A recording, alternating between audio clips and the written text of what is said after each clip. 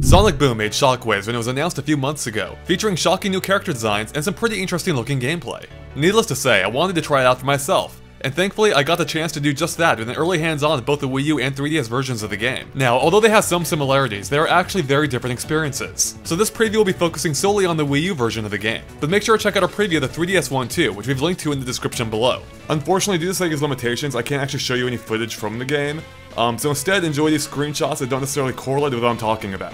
Okay, so the Sonic Boom Wii U demo actually offered up 4 different levels to play on. 1 boss fight, a speed level, and 2 adventure-style levels. And those adventure levels seem to be where the bulk of the gameplay will take place, featuring a slower and more methodical pace than Sonic is usually known for. I mean, there's even a scanning device that you use by moving the gamepad around in order to look around the environment and highlight points of interest, such as trails that lead to secret collectibles. And as part of this focus on exploration, getting hit by an enemy is no longer the life or death situation it once was, as you now only drop a few rings each time instead of them all. So basically, the rings act as more of a health meter this time around. Then there's the fact that each of the 4 characters, being Sonic, Knuckles, Tails, and Amy, each have their own unique abilities that allow you to explore different areas. But the exact characters available to you does change depending on the level. Sometimes you'll have access to all 4, but other times you'll have access to something less. Although since the entire game is playable in co-op, you'll always have at least 2 players as a minimum. And we saw this right away in the first level we played, called the Pit. Although you do start off in a jungle-like area with all 4 characters, it's not long before they're separated, leaving you with just Sonic and Knuckles to explore some kind of industrial mining operation. And it was here that we first saw how the characters' different abilities would lend themselves to exploring the environment, such as Sonic, who can reach secret areas using his spin dash to roll up sloped walls, while Knuckles can either burrow underground and travel a short distance before launching high into the air, or climb up specially marked wall sections. In addition, the characters will often have to work directly together, such as by using their brand new enter beams in tandem to activate switches to open passages, or using it to pull nearby platforms closer, which in this case completed the track section, allowing us to push minecarts along it. Now if you're not playing cooperatively, don't worry, as the computer will take control of any partners you're not currently controlling. Now the enter beam isn't just used for manipulating objects, as it also plays a pretty big role in combat too, allowing you to grapple away enemy shields, then using it as a lasso to snatch the enemy up and toss them in any given direction.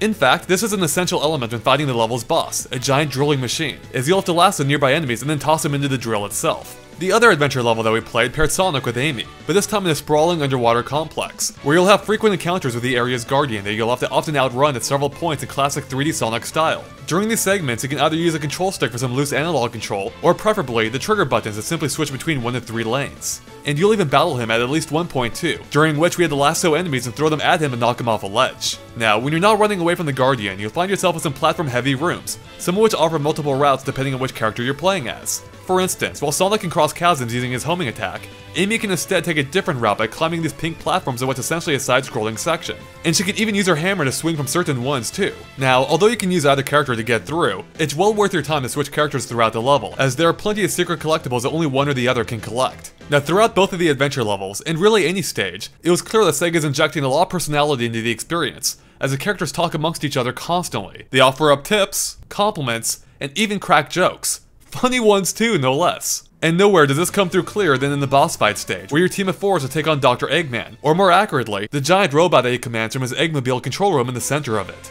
Now while the boss fight itself is fairly conventional, Dr. Eggman's reactions to being hit really step it up a notch. For example, after the first hit, Dr. Eggman finds his Eggmobile knocked slightly off kilter, which he'll then slam back into place with his fist. After that, you'll witness him getting gradually more upset as the battle wears on, including tugging on his mustache to ridiculous cartoonish lengths. And then, after felling the robot for good, Dr. Eggman will have to actually physically bounce his inactive Eggmobile out of the robot and drag it along the ground before he can finally get it started up again. I really wish I had a video of this to show you, because it's animated hilariously. Even the battle itself, though not terribly remarkable otherwise, was fun, featuring multiple steps and several different phases. In general, you have to dodge his missile attacks before lassoing them and throwing them back at him, at which point the 4 of you can enter beam the robot to the ground, allowing you to knock some sense directly into Eggman himself. Then we had the 4th and final level, the speed level, and these levels will serve as the gateways from the hub worlds to the adventure levels themselves, with this one specifically leading to the mining operation that we first played. And as you might have guessed, these levels are really all about speed, having you race through an expansive platform-filled level. Even the enter beam gets in on the fun, acting as a zipline you can swing side to side from.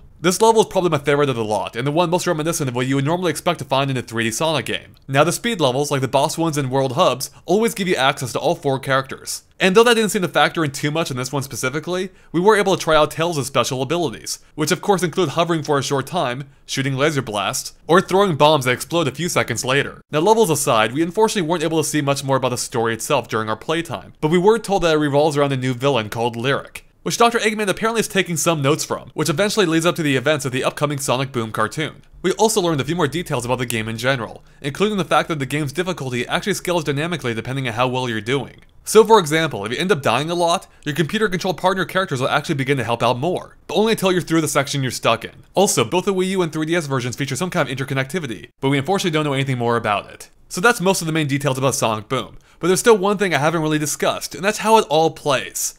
And well, that's still to be determined. The build I played seemed to be extremely early, suffering from heavy framerate drops throughout and odd glitches here and there, like falling through the floor when using a homing attack on an enemy, repeatedly. However, the video footage I was provided with for this preview exhibits none of these problems, so I'm hopeful they're in the process of being ironed out.